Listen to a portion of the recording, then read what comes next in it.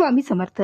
सोबतीला माझे स्वामी या यूट्यूब चॅनलवरती सर्व भाविक भक्तांचे अगदी मनापासून हार्दिक स्वागत. अशक्य ही शक्य करतील स्वामी हे शब्द आपण नेहमीच ऐकतो, पण एखादी व्यक्ती हे प्रत्यक्षात अनुभवते त्यावेळी तो चमत्कार शब्दांच्या पलीकडचा असतो. ही कथा आहे ऋतुजा नावाच्या मुलगीची. एक सामान्य कुटुंबातील मुलगी. तिची स्वप्न फार मोठी होती, पण डोंगरा एवढं संकट हे नेहमी तिच्या समोर उभं असायचं. सततचे अपयश, समाजाचे टोमणे आणि मनातून पूर्णपणे हरलेली ऋतुजा, पण तिच्या सोबत होते ते स्वामी समर्थ. एका सामान्य घरातील विद्यार्थिनीचा STI अधिकारी होण्यापर्यंतचा हा प्रवास केवळ आणि केवळ अभ्यास, त्याचबरोबर श्री स्वामी समर्थ महाराजांच्या अगाध लीलांचा समावेश देखील याच्यात आहे. आपण हा 100 कथांचा गोड प्रवास चालू केला आहे. त्यामधील आजची कथा आहे 16व्या क्रमांकाची. चला तर मग या सुंदरशा कथेला प्रारंभ करू. ऋतुजा खेडेगावात राहत होती, पण पुण्यामध्ये स्पर्धा परीक्षेचा अभ्यास करण्यासाठी ती राहत होती. जसे जसे दिवस जात होते तसं तसं तिच्यावरती असलेलं दडपण हे वाढतच होतं. घरामधून पैसे येणे आता बंद होणारच होते.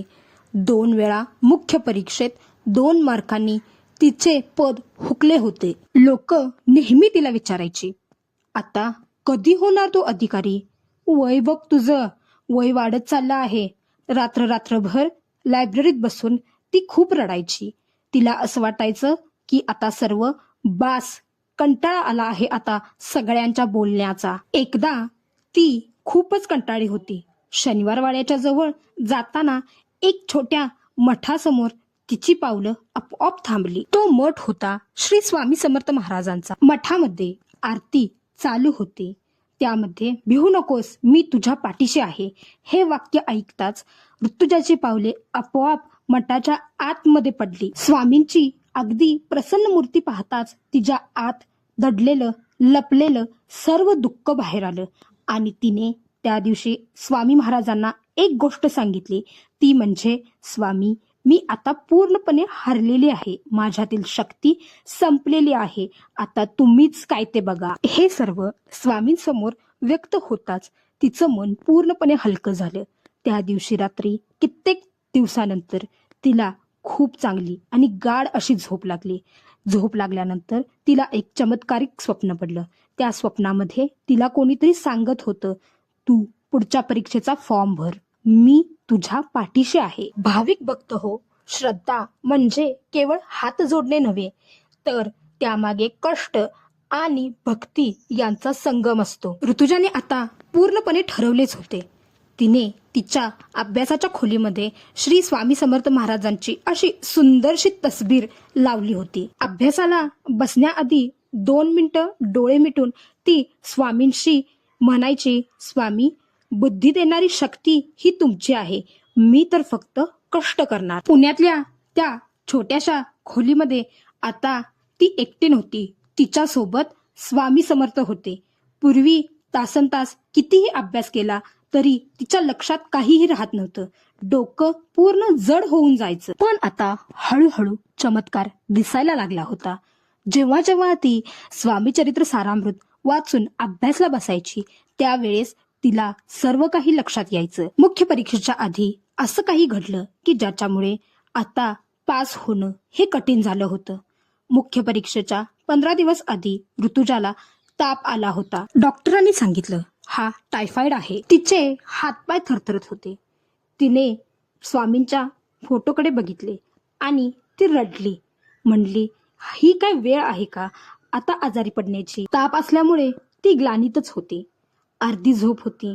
अर्धवट झोपेतच तिला असे वाटले की तिच्या डोक्यावरून कोणीतरी मायेने हात फिरवत आहे आणि तिला सांगत आहे, उठ, तू आजारी नाही आहेस, तुझं तू काम कर. दुसऱ्या दिवशी उठल्यावर मात्र चमत्कारच झाला होता. तिचा ताप नाहीसा झाला होता. अशक्तपणा कुठल्या कुठे पळाला होता.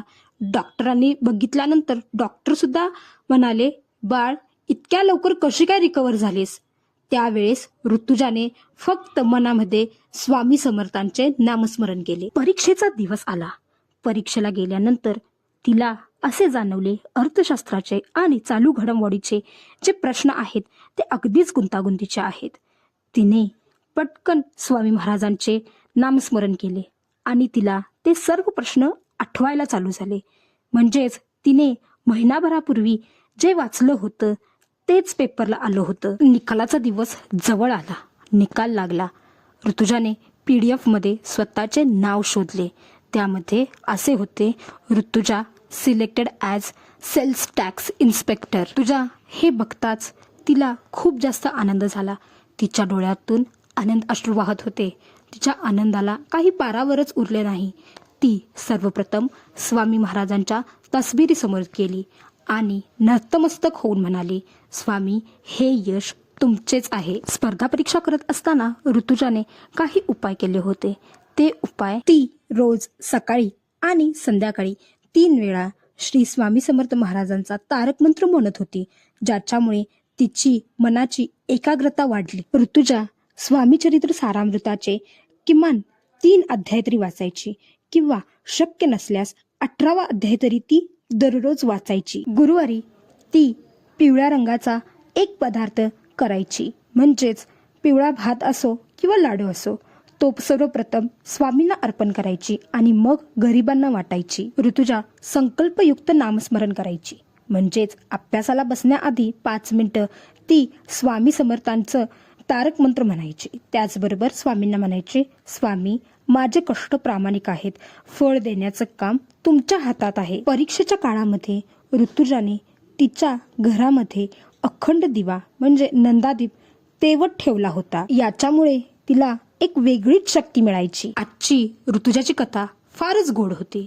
या कथेमध्ये आपण आज पाहिलं, एका पूर्णपणे हरलेल्या भक्ताला जिंकवून देण्याची ताकद स्वामींच्या भक्तीमध्ये आहे. प्रयत्न प्रामाणिक असतील तर स्वामी नक्कीच आपली साथ देतात.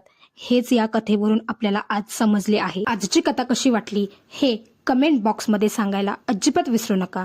हा व्हिडिओ त्या एका तुमच्या मित्राला किंवा मैत्रिणीला पाठवा जो स्पर्धा परीक्षेची तयारी करत आहे. व्हिडिओला लाईक करा, शेअर करा, सबस्क्राईब करा. धन्यवाद.